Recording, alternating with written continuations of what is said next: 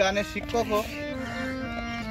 তো এবার আমাদের সামনে গান গাইবে মাঝে মাঝে তবু দেখা পাই, ভয় হারাই হারাই সদা হয় ভয়, অন্তরে অন্তরে আছো তুমি হৃদয় জুড়ে।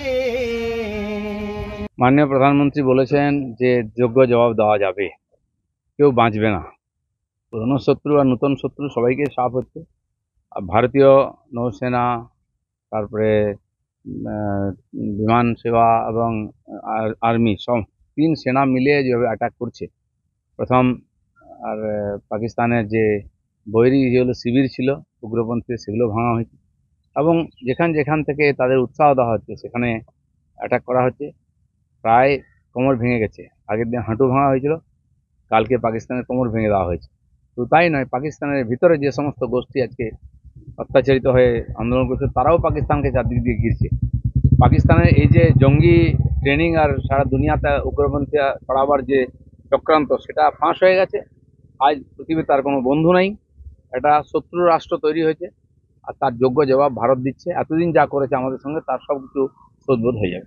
একযোগে তিন বাহিনী, স্থল, বায়ু, শুধু তাই নয়, জল, স্থল আর এবং যে সেনা, বায়ুসেনা সব মিলে অ্যাটাক যেমন করেছেন ভারতবর্ষের মধ্যেও সাধারণ নাগরিক থেকে সমস্ত পার্টি, আমাদের সরকারের অ্যালায়েন্স সবাই এক সুরে মাননীয় মোদীজির সঙ্গে সুর মিলিয়েছেন এবং বলে দিয়েছেন নরেন্দ্র মোদী যা করবেন তার সঙ্গে আছি। ভারতবর্ষের মধ্যে একতা, যেটা আমাদের বিশেষ জরুরি। বহু বছর ধরে বিভিন্নভাবে বিচ্ছিন্নতাবাদী আন্দোলনের দ্বারা আমাদের সমাজকে বিভক্ত করার চেষ্টা হয়েছে, বিভিন্ন মতবাদের দ্বারা সমাজে হিংসা ছড়ানো হয়েছে, তার বিরুদ্ধে লড়াই ছিল। এই যুদ্ধের মাধ্যমে সারা ভারত এক, সেটা আমরা প্রমাণ করেছি। নতুন ভারতে যেটা মোদীর স্লোগান, সেই ভারত বিশ্বকে নেতৃত্ব করবে।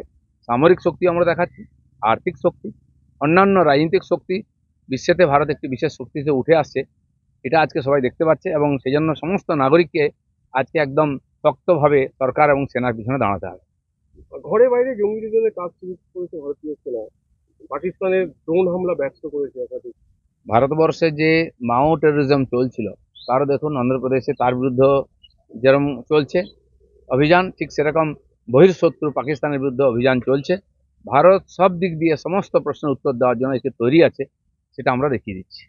এক জায়গায় যখন যুদ্ধ একটা আবহ, সেখানে রাজ্যের মুখ্যমন্ত্রী মাছ, মাংস, সবজির মূল্যবৃদ্ধি নিয়ে বলছেন দুর্নীতি করেছে, সে নিয়ে বৈঠক করছে। দুর্নীতির আঁতুড় ঘর তো ওনার সরকার, ওনার পার্টি। পারলে সেটাকে এক্সপোজ করুন, সাজা দিন। উনি মানুষকে যে সবসময় বিভ্রান্ত করার চেষ্টা করেন সেটা পারবেন না। মানুষ বুঝে গেছে কে দেশের সঙ্গে আছে।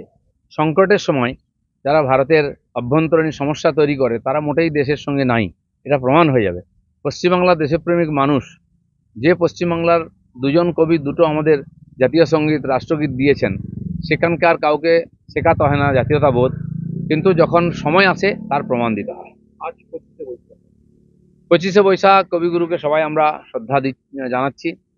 কবিগুরু আমাদের হৃদয়ে আছেন, তার গান, আবৃত্তি, সঙ্গীত, তার দর্শন ভারতকে প্রেরিত করেছে স্বাধীনতা আন্দোলনের সময়। শুধু পশ্চিমবঙ্গ বা ভারতবর্ষ নয়, ভারতবর্ষ, বাংলাদেশ, শ্রীলঙ্কা, তিনটি দেশে জাতীয় সঙ্গীত তিনি রচনা করেছেন।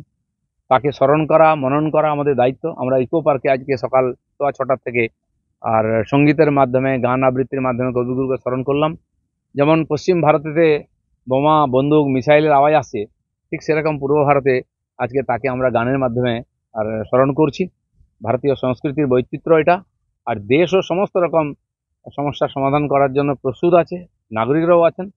যুদ্ধও চলবে, রবীন্দ্রসঙ্গীতও চলবে, সেরকম মানসিকতা নিয়ে আমরা যেন থাকি।